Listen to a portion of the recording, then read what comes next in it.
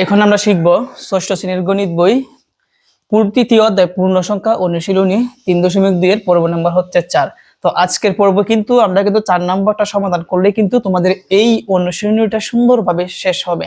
তো দেখো এর আগের পর্বগুলো কিন্তু এই ভিডিওর ডেসক্রিপশন বক্সে কিন্তু দেওয়া থাকবে। 4 নাম্বার বলছে যোগফল নির্ণয় করো। ক নাম্বারটা হচ্ছে -7 প্লাস -9 প্লাস 4 প্লাস 16, আর খ নাম্বারটা হচ্ছে 37 প্লাস -2 প্লাস -65 প্লাস -8।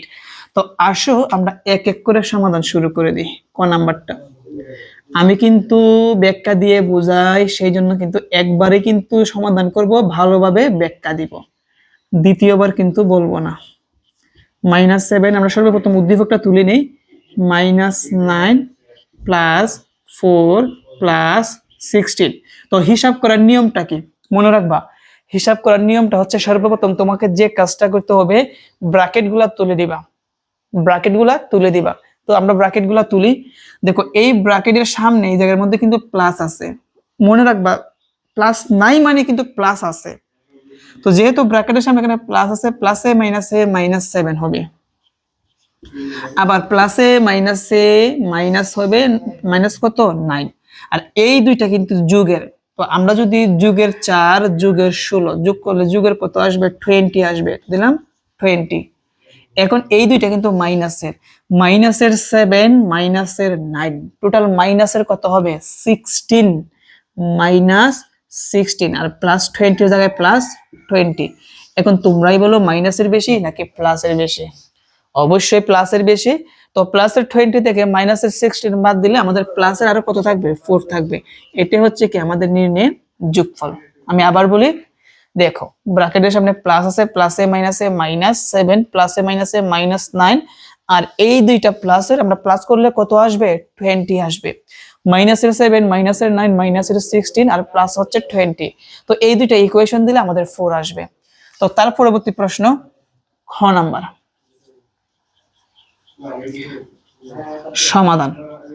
তো খ নাম্বার আমাদের প্রশ্নটাকে তুলি। খ নাম্বারটা হচ্ছে এখানে 37 প্লাস ব্র্যাকেটের ভিতরে আছে -2 প্লাস -65 প্লাস -8। তো দেখো এইটাকে আমরা এখন ইকুয়েশন করব।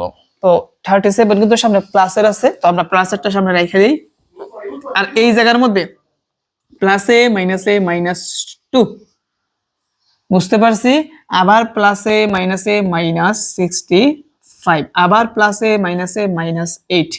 এখন মাইনাসের কয়টা সংখ্যা আছে? 3টা, -2 -65 -8। আমরা এই 3টা ইকুয়েশন করব, যেহেতু প্লাসের একটা এটা আমরা রেখে দিব, শেষে করব।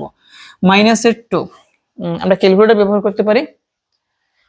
প্রথমে তুমি ক্যালকুলেটরে লিখবা মাইনাস, তারপর 2, আবার মাইনাস দিবা 65, আবার মাইনাস দিবা 8 দিবা, তাহলে আসবে হচ্ছে -75। এখন মাইনাসের কিন্তু বেশি, প্লাসের কিন্তু কম। যদি মাইনাসের বেশি হয় মাইনাসের চিহ্ন বসাতে হবে, প্লাসের বেশি হলে প্লাসে হবে। তো এখন যদি আমরা ক্যালকুলেটরের সাথে যেটা বিয়োগ করি, প্রথমে লিখবো 37 মাইনাস 75 ইকুয়াল টু আসবে -38, আর এটাই হচ্ছে কি আমাদের অ্যান্সার। আমি আবার বলি, 37 প্লাসে মাইনাসে -2 প্লাসে মাইনাসে -65 প্লাসে মাইনাসে -8, -2 -65 -8 তিনটা ইকুয়াল দিলে -75 আসবে, আর প্লাসেরটা যে জায়গার মধ্যে আছে সেম ভাবে রেখে দিব। এখন 37 থেকে যদি আমরা 75 বিয়োগ করি তাহলে -38 আসবে, এটাই হচ্ছে আমাদের অ্যান্সার। তো আজকের ক্লাস এই পর্যন্তই। আমরা নেক্সট ক্লাসে আমরা তোমাদের যে অনুশীলনী 3.3 আছে সবগুলা কিন্তু অলরেডি সমাধান করা আছে, এই ভিডিও ডেসক্রিপশন বক্সে লিংক দেওয়া থাকবে, তোমরা দেখে নিবা।